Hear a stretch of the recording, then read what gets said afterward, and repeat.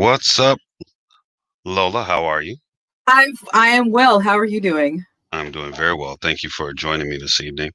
Thanks for I having me. apologize. I might have to get a producer so I can get all this stuff looking real cool. I'm just an amateur right now. So, do you like the new house music thing? Dun, dun, dun, dun, dun, That is it's very invigorating. It See? Well, we yeah, need to be it perks invigorated you up, in this time. wakes people up. Yes. Yep. Well, thank you all for watching. As you know, I'm Richard Graves of the Richard Graves Group. Theologian, historian, and political scientist. And I have my guest, Lola Gets, who herself is a historian, and she is actually from the Washington, D.C. area. So it's going to be interesting to get her perspective regarding the things that have gone on over the last couple of days in D.C. Um, First, I'm going to go ahead and show a little clip to get some context of what we're actually seeing here so that, we're going to go ahead and share this. And I want people to see a little bit. This is courtesy of ABC News, what I'm about to play. So let's go with it for a while.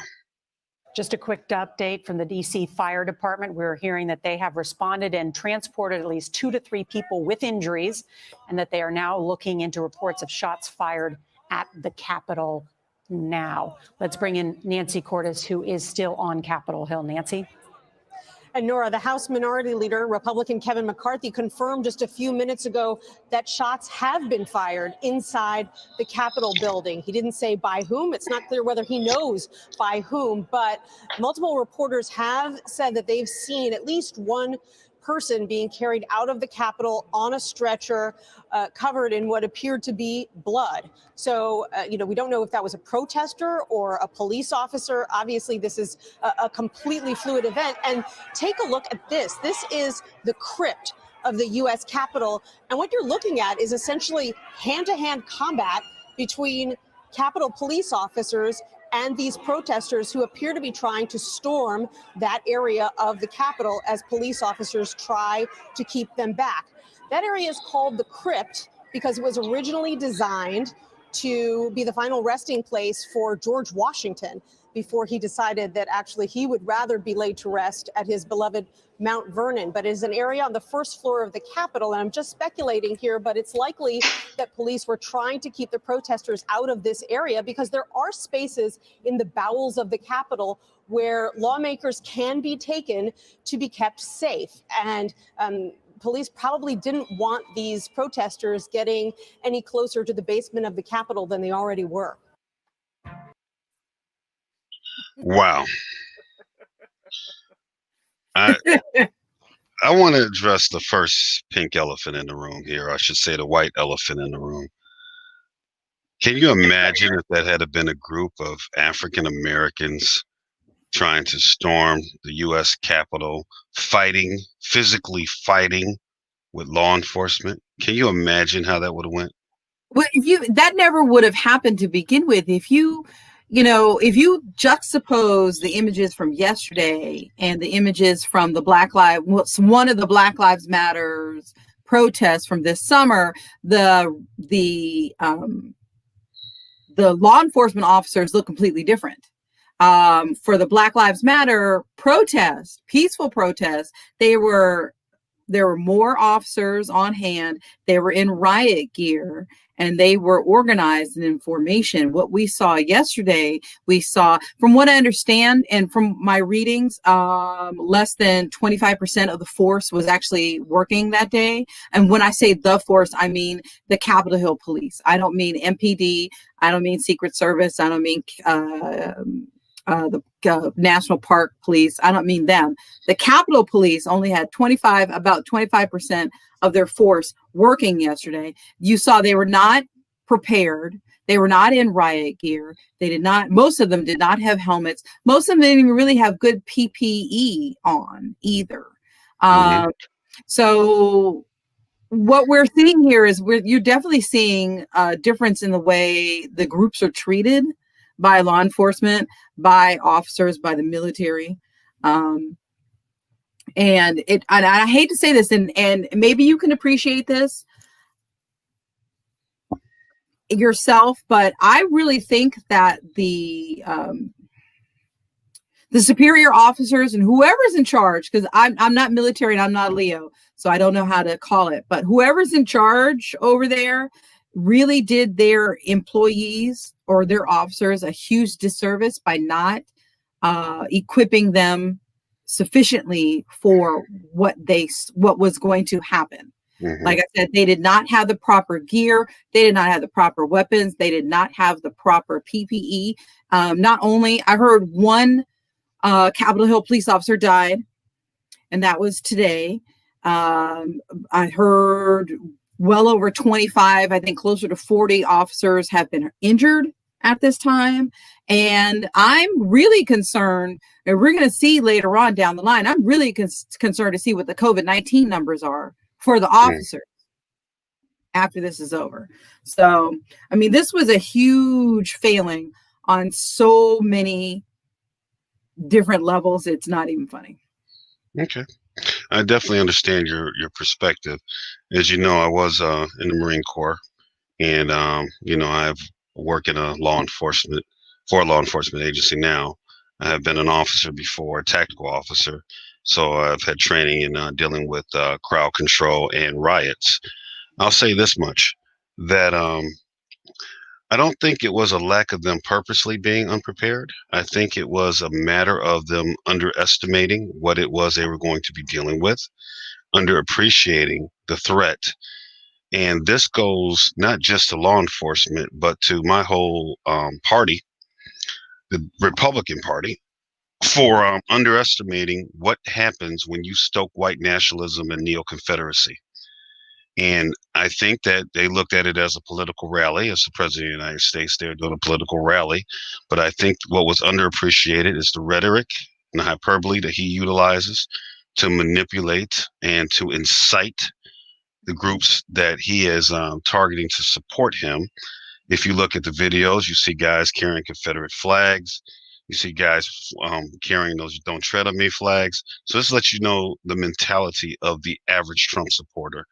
And I know that there are a bunch of Trump supporters out there that argue and say that they're not down with the Confederate flag or things like that, but you tolerate it. And you guys always seem to be on the side of defending Confederate symbolism and statues of people like General Lee or Jefferson Davis. So that's the crew you ride with. It is what it is. And I think that the police thought it was going to be a normal day and did not realize that back when President Trump did that debate with Joe Biden, when he told one of those radical right-wing extremist white nationalist groups to stand back and stand by, that this is a type of thing that he intended to do. And I believe he intended to do this hardly. And I think it just goes to the fact that I'm sure that the Metropolitan Police over in D.C., the Capitol Police, and all the different law enforcement agencies that work there probably did not expect on their worst day that this was going to be what was going to happen. So I don't think it was a matter of them knowing it was going to happen and not preparing the officers. I think it was a matter of them not believing that it was going to happen. Not believing, as my grandma said, that the fat meat is greasy. Right. And that's what, and that's why I kind of disagree with you, but I kind of don't. You had all evidence that the fat meat was very well, mostly fat back. It's not even a lot of meat in there. It's just mostly fat back. You saw on social media what they were planning on doing, Twitter, Facebook, Parler. You saw them talking about what they were doing. You heard Donald Trump. You heard other high-ranking politicians discuss what they were doing in public. You know this is going to happen, and you know that the majority of them are gun enthusiasts. You know, the majority of them, have weapons. The majority, and they were taught, and I've even seen communiques talking about what guns to bring. Can they bring ammo into the city, et cetera, et cetera. So I honestly, I think all the evidence was there, but I think that because the people were white, they decided that they're not as much of a threat as they really are. And that's the problem, because even with black protests, from what I see, tend to be on the peaceful side. No matter what the numbers are, they tend to be on the peaceful side, but we see such a huge violent response to them that we did not see here. Oh, absolutely. Now, what I am going to say in regard to the protests that we've seen with Black Lives Matter for the various things that have happened, um, I'm going to have to disagree a bit regarding how peaceful they are. And this is from seeing them firsthand. Um, there is a peaceful component that normally is staged in one place. However, I call them the professional protesters on the radical left, because I believe that wholeheartedly the radical left is as dangerous as the radical right, is as violent as the radical right. Maybe not as organized, but they are capable. If we look back at the civil rights movement, we see what the radical right is, what the radical left is capable of. And if we look in situations like what we had in Portland, I believe the police are right to go in riot gear when dealing with these situations. For the peaceful protesters, you're not going to engage. It's the other stuff that you're going to engage. Right. And let me be clear, there's also that element of when you're having a leftist protest. All right. And you do have the people inciting, trying to fight police, trying to get the police to respond, trying to create situations. And of course, the property damage, be it something like in Minneapolis where a police station was burned down or police cars are set on fire. So the capacity for violence is there. So they need to be prepared for that, whether it's the radical left or the radical right. And in those cases, there are a lot of white people at those events as well. It's just the politics is different. But I will say this much. There is also that element that you have people on the radical right, white nationalists, who go to the leftist events and also incite. They'll say they'll be yelling Black Lives Matter while they're throwing bricks through windows or trying to assault people. I believe I don't see any evidence of really seeing that in this protest where the radical left was involved with this. Does it happen? Perhaps so. I know there are a lot of people made that accusation absent any proof. I mean, these people were videotaped, taking selfies. They have Facebook pages and Parler pages and their Facebook pages go way back showing who they support. So it wasn't like they just jumped on the Donald Trump bandwagon. So I'm not even going to say that happened on this side, even though that's one of the accusations being made. I think that in both cases, when you have large groups of people like that, law enforcement needs to be prepared for potential situations. Like I said, the white privilege that you see in operation here is one that this politics on the right is stoked in white nationalism. And that is unfortunately foundational within our nation. And so it always gets a pass, and then you have, like I have friends, minority and white friends, who try to minimize that. Oh, it's just a group of yokels or they're just outliers. No, they're not. They're not anymore. No, they weren't ever outliers. Yeah. They weren't ever outliers. Yes, maybe in good company, the average person wasn't going to prop up their Confederate flag or burn a cross in your yard or anything like that. But that didn't change the underlying ideas of feeling superior to African Americans and other groups of people. And unfortunately, that is accepted. And again, we as Black people know what type of threat it is. We know. We start seeing the Confederate flags flying, it's time to leave. We know that. These people on the right tend to minimize that because, as we say in the Marine Corps, it's always funny until it happens to you. And now it's happened to you. We told you these people could be violent. We told you the capacity of what they had. Intelligence agencies have been telling you for years that white nationalism is a threat, and it is not the peripheral.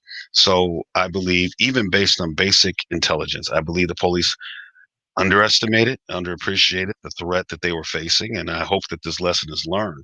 And unfortunately, someone lost their life. And, the people who were protesting claimed to be the biggest Blue Lives Matter people. Well, I guess the lives of the Capitol Police and the Metropolitan Police didn't really matter much to them. What amazes me, and I want to talk about tomorrow, but before I do that, I want to say what always amazes me is the cognitive dissonance between reality and their beliefs of these people. Like, they saw themselves as patriots. They saw themselves as taking back their country. They saw themselves as on the side of the right. And I don't mean the political right. I mean the right of righteousness. They saw that they were on the same side as law. as law enforcement. So, they were shocked that the police were not just welcoming with open arms into the Capitol, where they didn't have a right to be. And so that I read this and I'm seeing the cognitive dissonance. I'm just like,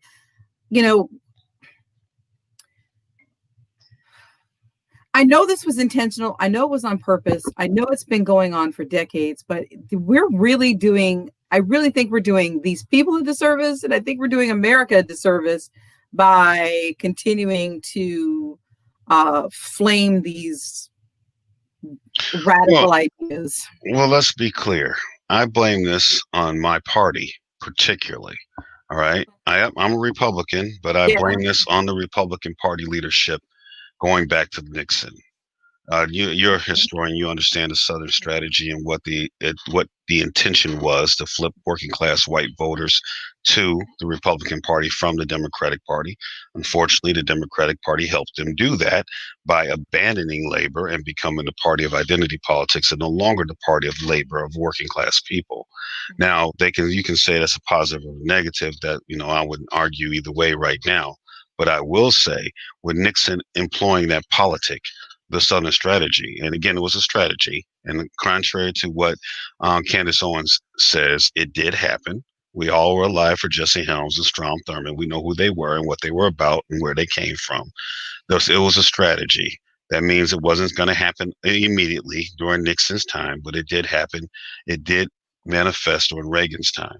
And unfortunately, the leadership, the establishment of my party, which probably isn't white nationalists, they're just oligarchs and only care about rich people. They played the fiddle to the tune of these very Confederate flag flying folks and the people who think like them, who may not fly the flag. And they've been playing that tune to them since Reagan very hard. And unfortunately, Trump is the culmination of that politic. And now our party, the establishment, thinks they're going to gain control again, but I predict they will not. What Trump did was utilize that, and now the inmates run the asylum.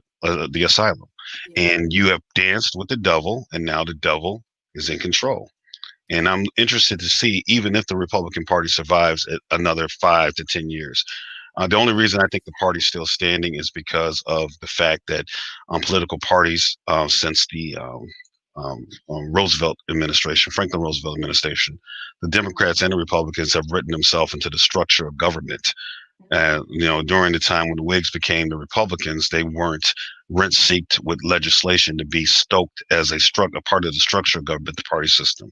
Now the party system has become part of the structure of government. Therefore, it's very hard for a party to evolve as it normally would into something else or break away. But even with that rent seeking, I believe what we are seeing is going to be the death of what the Republican Party as you know it right now. What I don't know. I don't know what to say. I don't know what to do. When they finally reclaimed the Capitol building, and they finally got Congress back in to certify the electoral votes or the votes from the Electoral College. What killed me was that, all right, so we're getting rid of Trump, and it seems like the rats are fleeing the ship because there are a lot of other people that are also quitting and leaving now. But what we're seeing is, we still have a radical element in Congress. There are several people who still contested the Electoral College votes, who still believed in there's cheating and there were issues with the election and cheating with the votes. And then you've got those QAnon politicians, those politicians who actually believe in the QAnon theory, who are tied in with that radical underbelly. And I believe they're all congressmen. I'm not 100% about the senators. I don't think we get any senators yet. Yeah. I think we will get some. In particular, I'm concerned about them. If they're in, I'm concerned about them. Well, can I give some advice to the Democratic Party, those of you who are listening? And the only reason I'm giving this advice is because I don't have an option of anyone else to tell this to. You guys are the only ones, because of how the politics have rent-seeked these parties into making us have to have this forced dichotomy choice. Now, real talk, I am a Republican, but I never vote straight party. I'm a working class person.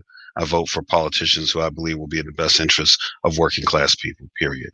I think working class people are the people that push this economy along, and I think that they need to be respected.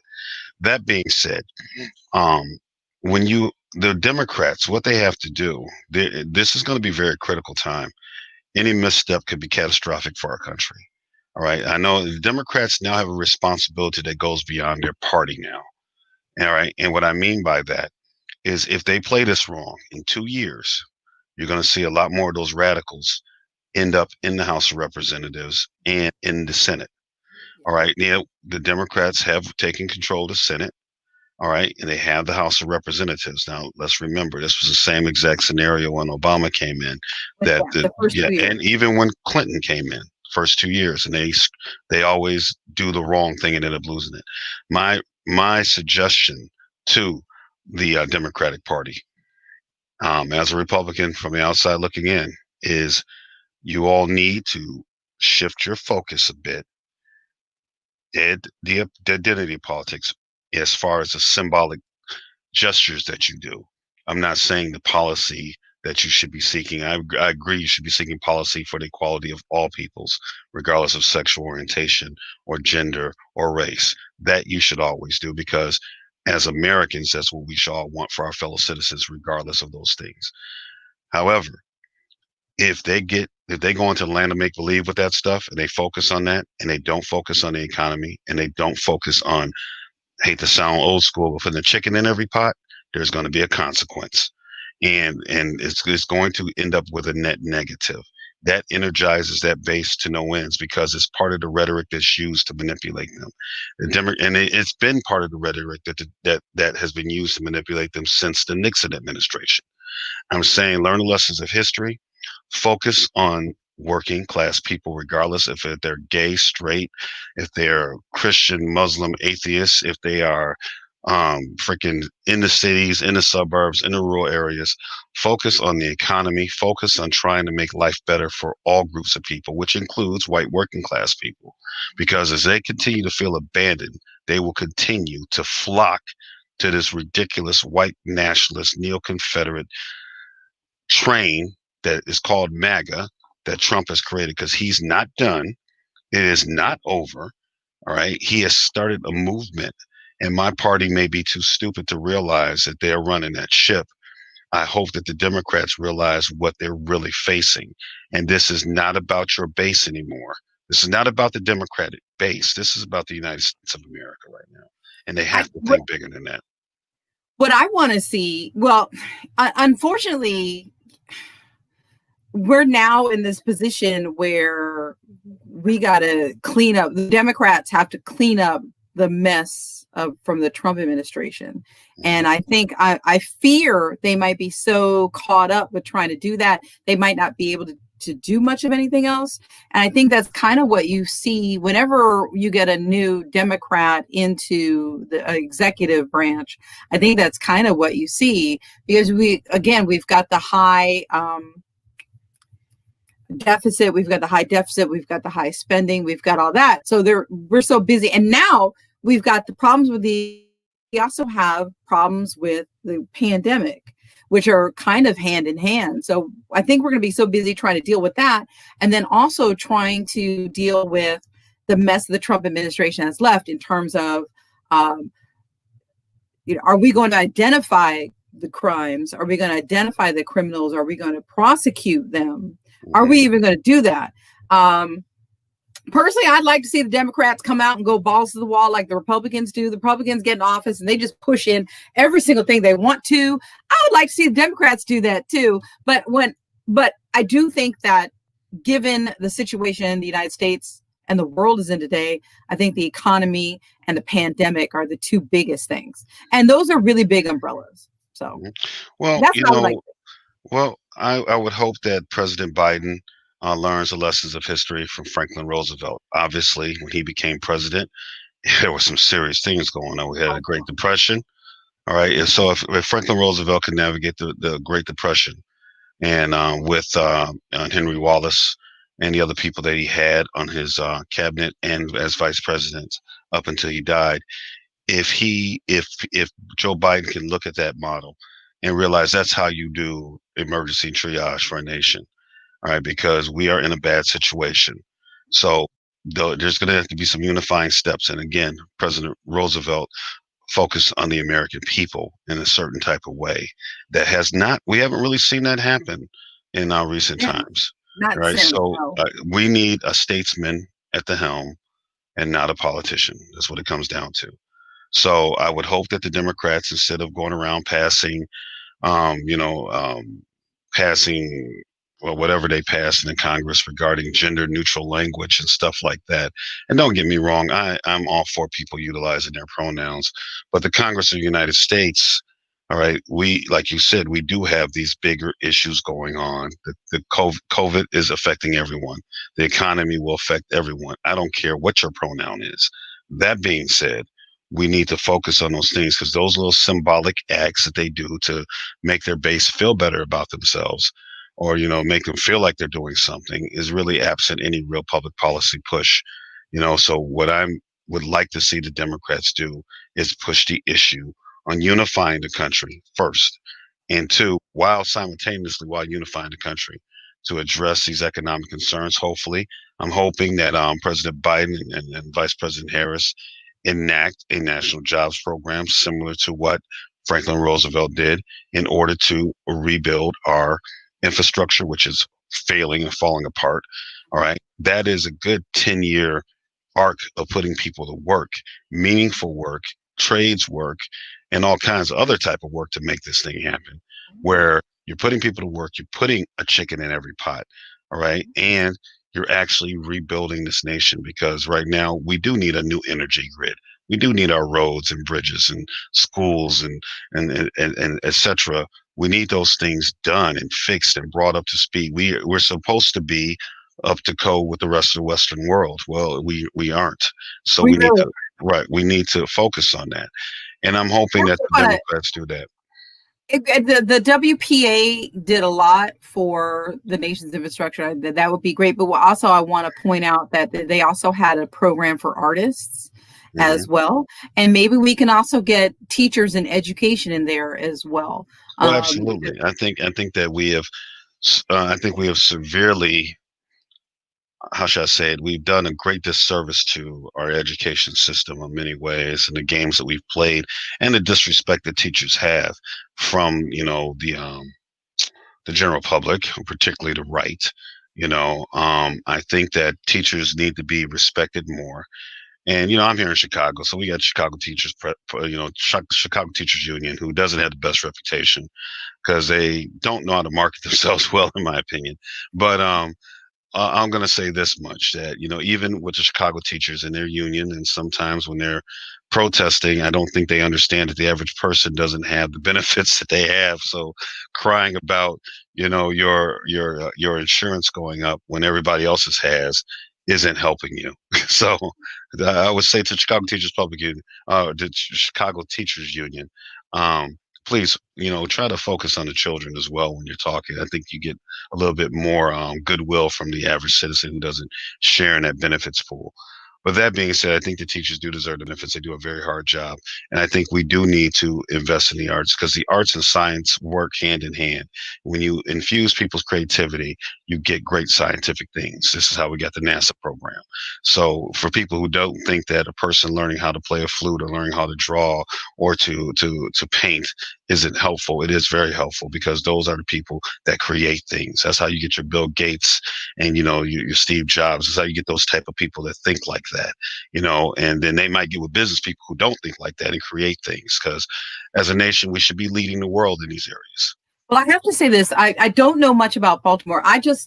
For all the people watching, I moved to Baltimore last year, and I was either working, and then now we have COVID, so I haven't been able to explore the city that much. But I can tell you, when it comes to Washington, D.C., the pandemic has completely decimated the city's nightlife. And by nightlife, I mean restaurants, to some extent, bars, nightclubs, and live music venues have been completely decimated. So any assistance that the next administration could possibly provide, that would be great, because we're talking about, servers, entertainers, DJs, sound people, light people, what do you call them? Custodians. I mean, just Right, people are right. really hurting. Well, I think that all goes towards the aid that needs to be given to small businesses is what it comes down to. Whether they're in inner city places like Baltimore, Chicago, or they're down in Kentucky and rural areas or Tennessee, restaurants. Let's be real. America is a very serious service industry, and there are a lot of restaurants, bars, nightclubs, et cetera, that people work at, and this is their livelihood. Be it DJs or waitresses or even a dishwasher. These are people that are making money, and they're helping the economy, and we need to help get them back on their feet. I know a lot of these businesses are going to die because of COVID, like a lot of people have, unfortunately. But hopefully when this is over and we can get back to some degree of normalcy, I hope the federal government and the states, or the federal government helps the states in order to assist these people who own these type of small businesses to rebuild as if they were after any natural disaster, a tornado or a hurricane. Help them rebuild their businesses and employ people. It helps the economy. I'm all for helping small businesses and working class people. I'm even for helping big businesses when it makes sense, not for them just to milk and take and take and take, as opposed to those who want to build. Yeah, I briefly mentioned this to you, and I don't know if we have time to get into this, but yesterday I was actually in DC. I've tried to keep that under my hat. I was down there helping out a friend, and so I You drove sure from you weren't at the Capitol building with them people? I mean, I'm just saying, you could be an agent. Oh, yeah. And I was able to be anybody's agent. But I drove from Baltimore to Northern Virginia, and then into DC, and then back to Northern Virginia, and then I came back to Baltimore. And I did see, if you're not familiar with DC, it's very easy to not, when you have small localized problems like this, it's very easy to avoid them. So I did not go anywhere near the area that was having a problem. However, surprisingly, I did run into a couple of the rioters in Virginia and also in DC. They were just walking, and I was trying to keep up. I was driving most of the time, but I was trying to keep up with what was going on via Twitter. So yeah, this was all, I didn't, and I'm going to be honest with you, I didn't expect them to storm the building. I did not expect them to actually get into the building. You're like the police leadership in DC. Well, I mean, let me explain it to you. As a native Washingtonian, I've also been a tour guide. So as a historian, I would go to the Library of Congress, which is on Capitol Hill. Library of Congress is right across the street from the Capitol building. I would go there to do research all the time. I have taken tour groups into all of those buildings, and even prior to 9/11, anybody could walk in those buildings anytime you wanted. And I had friends that worked on the Hill. I had boyfriends that worked on the Hill. So I would get even into the underground tunnels and snoop around in the underground tunnels. They also have a subway system under there too. So I would ride on the subway system and do all kinds of things. So given my knowledge of the Hill and the changes, because this changed a lot since the 80s, you can't do what those people did. I've been yelled at by Capitol Hill police. I've had my tourists yelled at by Capitol Hill police. I've never been jacked up by them. I'm not crazy, but the Capitol Hill police are normally such a formidable force that they control that small plot of area. So the fact I never expected anything to get as far as it did yesterday, because the Capitol Hill police normally doesn't let stuff like that happen. Well, I think, again, like you said, I believe they underappreciated what it was they were dealing with. And I hope this lesson is learned that white nationalists and neo-Confederates cannot be trusted. You don't know what they're going to do. They're unstable. and they believe they're on the side of righteousness. Here's the problem. They truly believe that they're right. That's the most dangerous thing, that they believe that they're right. They believe they understand the Constitution. They believe they have a right. Remember, these are the same people, all right, that were going to kidnap a sitting governor in Michigan. And Yeah. for whatever reason, they felt that they had the right to put her on trial based on their who knows ideology that they're working with. They believe their militias are all legitimate, the militias that they have preparing for race wars or when they got to fight the government, you know. So these people, they live in a weird mentality. And like I saw a woman who got sprayed with mace, and she was all shocked that they sprayed her with mace. And she's like, I'm just here as a revolutionary. Revolutionary? What do you think this is? You lost an election. You didn't get overrun by the Brits. This ain't the War of 1812. You know, it's like, Revolutionaries aren't treated well anyway. but more importantly, you are ridiculous at face value. That shows you don't. This is why education is important. That means you don't even understand basic civics. You know, okay, you don't like how the election ran. 4 years from now, you got another chance, another crack at the bat. That's all it comes down to. And the fact that these people are acting so ridiculously insane, and the fact that these senators or these congressmen that are running with this, and Senator Cruz, they should honestly. I'm going to say this. I'm a Marine. I believe in the Uniform Code of Military Justice. They take an oath to protect the Constitution as well. And I'm going to say this: they have broken their oaths. They are traitors. They are treasonous. They are seditionists. And honestly, they should be summarily executed. Now, that's not going to happen, but that's how I look at it. Because at the end of the day, they are directly responsible for creating the environment where these people felt emboldened to go and do this. And it's really sad that my party has allowed this to come to this. And now many of them are afraid to lose their seat, so they want to, pardon the expression, kiss the asses of these crazy ass Trump supporters so that they can stay in office. So to them, they're cowards. All right. And then to the ones who actually believe all of this conspiracy theory, QAnon garbage, ones listening to, what's his name, that crazy dude, what's his name, Jones, I think it is. I forget. Alex Jones. Yeah. To all you Alex Jones people out there, you flat earthers, you're morons. Period. If I hurt your feelings, I don't care. All right. That being said, you know, these people, it is sad. They really think they're on the side of righteousness. So for the ones who are not too far gone, for the ones who truly have a grievance in regard to being working class people that they feel, disenfranchised, you know, I hope the Democratic Party reaches out to them in practical ways to pull them off the periphery of this radical right wing. Because if not, and this is my warning to the Democratic Party, if you guys decide to go balls to the walls with your identity politics, let's take a vote on reparations that ain't gonna pass, so you can make black people feel better. Let's change. Let's make a rule that all high schools have to use proper pronouns. You do that bullshit, real talk, you're gonna lose in 2022, and then it's not a good situation to be in. All right. I'm not saying that those things are without merit. For those of you who are reparations people, you all know personally, I believe reparations, a pipe dream, is never going to happen, but it feels good to say it. I think it should happen, but it ain't going to happen.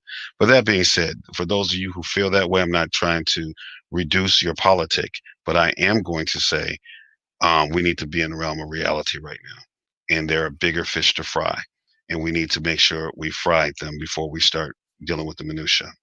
Go ahead. Now, I want to switch gears real quick. Mm-hmm. So we saw what happened. So not only did they storm the Capitol building in Washington, D.C., from what I understand, and I'll be perfectly honest, I do not have a television set, or I have a TV, but I don't have cable and I don't have news. So I'm getting everything online. I believe that a couple of other state capitals, they tried to do things at a couple of other state capitals yesterday and today. Mm-hmm.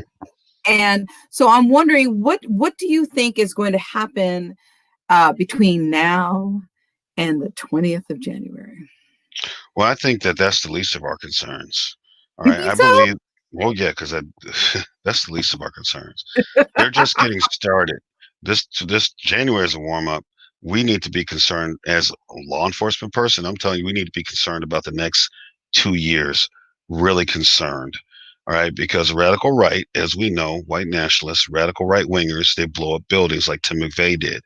All right, they shoot up churches like Dylan Roof did. Let's be clear, this is not over, and this could get very, very dangerous.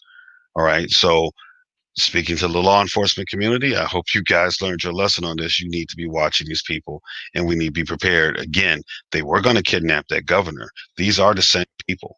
Let's do not be fooled. And Trump has emboldened them by telling them, stand up, stand back, and stand by. These are his people that he is manipulating with his rhetoric and hyperbole, and he is a man of low character, a narcissist, an evil person by all practical purposes. He doesn't care to damage. Do you think he really cares about what happened to the Capitol building? In his narcissistic mind, they had it coming because they didn't side with him. All right, this is a man who fired Barr, pretty much forced him to retire because Barr wouldn't go along with the fiction, all right, that, there was widespread election fraud. This is a man who wouldn't let the chief of staff of the vice president in the White House, because the chief of staff and the vice president were like, look, we can't overturn this election. This is all narcissism. I posit a lot of him even wanted to become president was narcissism, because he felt slighted by Barack Obama. So this is a man who's a narcissist. And if I were a psychologist, which I'm not, though I play one on TV, I guess, I would say that he is a sociopath, you know? And like I said, so this is a person that is in control of these white nationalist organizations, who's sending coded languages, has been speaking to them since before he got elected. The year before he started running, a year before, even when Obama was president, before he even announced he was going to run, he started signifying to these groups and all that Obama's not an American, the birthers. So, and I blame your girl Sarah Palin for starting this fire with the Tea Party movement. I'm gonna be honest with you. The Tea Party movement, and back when McCain ran, as a Republican, I was going to vote for McCain. I really was. I didn't know. I'm from Illinois, and I'm like, Obama, he just became a senator. How is he running for president? I'm like, I thought Hillary was going to get the nomination, and I was going to vote for McCain. All right. Hillary put her foot in her mouth too many times. Obama got the nomination. McCain started sounding a little different in his speech, trying to cater to the mainstream of our party. And then they get this moron, Sarah Palin, to run with him as a running mate. And don't get me wrong, it's not, and let me be clear, it's not because she's a woman. All right. I think that Kamala Harris is going to be a great vice president. I think Hillary Clinton would have been a great president. I think Senator Warren would have been a great president. So I don't have a problem with women in office. I do have a problem with morons in office, regardless of their gender. And she was a moron, and there was no way in hell I was going to vote for McCain with her possibly being the becoming president if something happened to him, God forbid. More importantly, she started that signifying language. I want everybody to remember, because I warned my party back then, when she started talking to the so-called real America, we know what that means. All right. She wasn't just saying, I'm trying to include the flyover states, I'm trying to include the rural areas. No, I'm trying to speak to not the black people in inner cities, or not the gays in the inner cities, or the liberals who are there with them. All right. That's what she was saying. And this is the foundation. That's why I was never respectful of the Tea Party movement, because this is what they were on from the jump. Now, this was a reaction from Obama becoming president, and then it just went worse from there. They went underground. Everybody thought everything was good because Obama won a second term. And then that's when this white nationalism reared its head. And Trump, being the master salesman that he is, he played it to the hilt. And now he's still going to keep playing it. So my warning again is, be careful, Democrats, because they're going to run Nikki Haley, because they're expecting to run against Miss Harris. All right. And Nikki Haley is the perfect person to run against her. All right. And if you guys drop the ball here and you cater only to your base and not to the American people, it's going to be a consequence for that. And that's my last time saying that. I do want to ask you a question, since you were in Baltimore, one of my other favorite house music towns. I love New Jersey and love Baltimore as far as the music they make. Real quick, Kim Classic, the girl who was running. Tell me how that was, because, and we got about 5 more minutes left. Clack, So clack, click, clack. click, clack, all right. Okay. So all right, what's your question? my question is, I saw her with her, Candace Owen-esque language, that I'm the angry black person. I'm angry at Democrat black person. They've done nothing for us, without actually saying what the Republicans plan to do. And I guess she lost election. Thank God. Oh, All right. She was running against Quasi. Kwesi and Pluming. Yeah. Okay. So glad she lost the election. How did she do over there? Were people supporting her or no? All right. So I call her Click Clack because of the humongous clod hopper she liked to wear in her commercials. Big shoes. Yeah, those are some big shoes. Click Clack did not get she got a very small portion of the vote. I think it was less than 30% of the vote that she actually sent out. One thing I do know from people that live in her district is that she was out there. Her people were sending out information to the residents, so she was getting information out there. I heard Mfume wasn't that much, but Mfume is also a Democrat and had name recognition, so I guess he didn't feel he needed to do his coattails there. Right. So she was getting her paraphernalia or her literature out there. She had, as far as I could see, she didn't really have a plan. She didn't really have a message, but she was a Trump follower. So she had a lot of Trump supporters and a lot of Republicans really hyping her up. But she didn't really have a plan. And one of her plans was, you might appreciate this. So there are quite a few abandoned houses here in Baltimore. And one of her plans is to take somebody, a drug dealer, who had been arrested and convicted, instead of sending him to prison, and have them buy and renovate and flip houses. And that way they were providing housing and then also starting a small business because they have business skills. And there's to help them launder money. I'm sorry, I've seen too many Sopranos episodes. I'm sitting there going, I'm like, okay, there's this. There were a couple of, I mean, obviously, if you're a drug dealer, you have some entrepreneurial skills. Maybe if you take them to school, they can get the degrees and they can actually become legitimate. Maybe, but that program just didn't seem too terribly viable to me. Well, not in the least. Unfortunately, these neo-black conservatives, the new black conservatives, I call them the Candace Owens crew, the Sheriff Clark crew. They feel that their only thing they have to say is that we're not the Democrats, and Democrats haven't done anything for us since the Civil Rights Movement. So you should vote conservative or vote Republican or whatever they want to call it.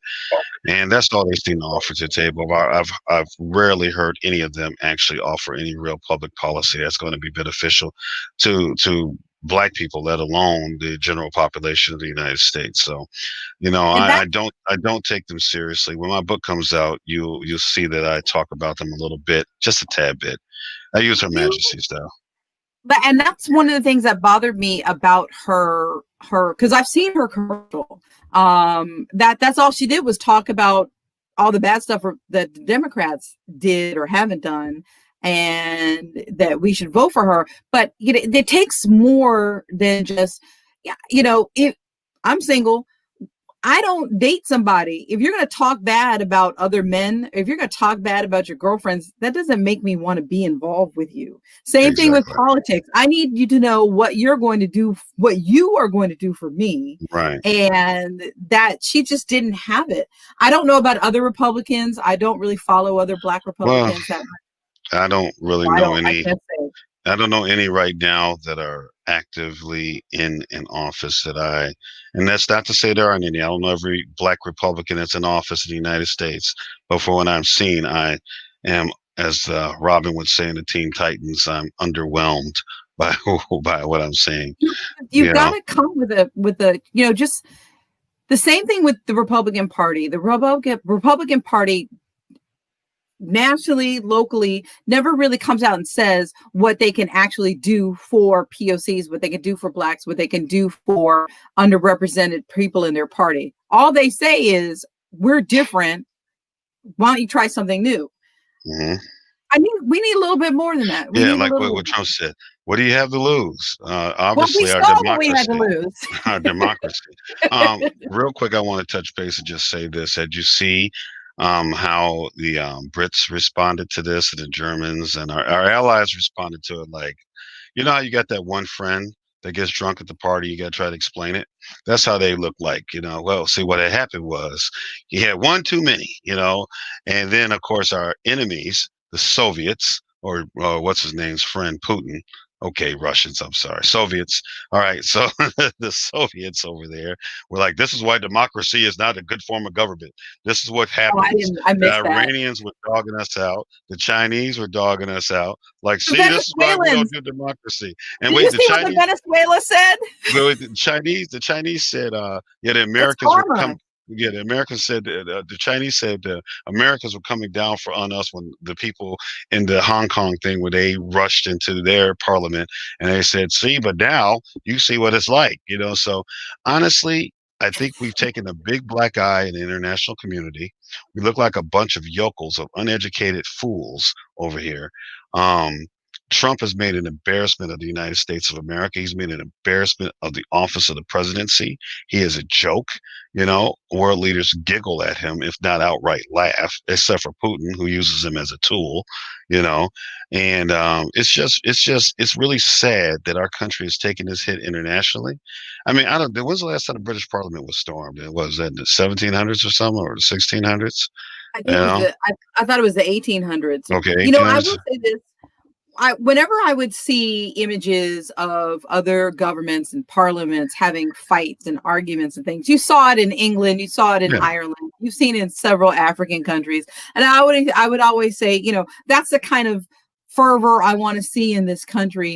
And now that I've seen it, I don't want it anymore. We want to see it with the actual representatives and senators, not with the average Joe running in, sitting at Nancy Pelosi's desk, putting graffiti on there saying that, hey, I was here. We don't want to see that. But as far as how the Brits, when they get all snarky with each other, they be going at it. I would like to see some real talk instead of that figurative, emotive signifying that they do in our Congress. But this, like I said, I'll end it with this. I'm going to say, I hope this is a wake-up call for law enforcement and intelligence communities about what is going on. I want you to think about, law enforcement, think about Blue Lives Matter. I want you to think about the fact that these very people that were filling your head full of that bullshit, like they cared about you. They only care about you as long as you agree with their politics. Because if you don't, they'll mow your ass over too. Just like they were going to do to the police officers that were guarding the governor of Michigan. They had a plan to kill them. Okay, so let's stop with the divisive black versus blue bullshit. All right, and let's get on the fact that law enforcement, you're citizens in this country. You serve the community. Serve the community with pride and distinction, do the right thing, and then close the gap between the community and yourselves so that we can all get things better. The community needs you to be in the community doing a good job, all right, and you need the community to be there to do that job and assist you. So let's fix that. But you can read about that in my book that comes out in a few weeks. That being said,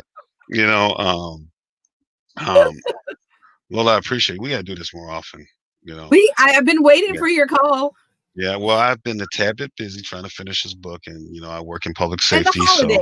And the holidays, of course, and I work in public safety, and with our COVID response, it's been kicking my butt a little bit. But that being said, would you like to close with any thoughts?